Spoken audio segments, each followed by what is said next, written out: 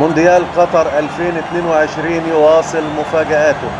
بالأمس كانت المفاجأة بفوز المنتخب السعودي على الأرجنتين 2-1. ليتكرر اليوم نفس السيناريو.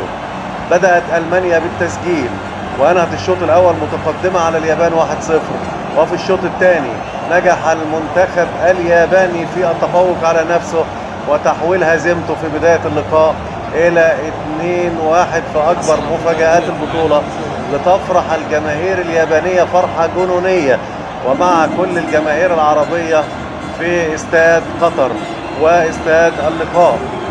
في بداية اللقاء تصور المنتخب الألماني صورة غريبة، تكميم الأفواه.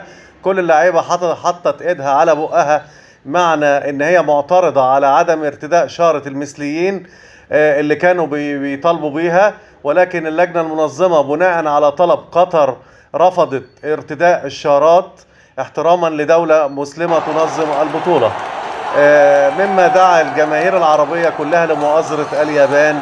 وفي النهاية ألف مبروك المنتخب الياباني.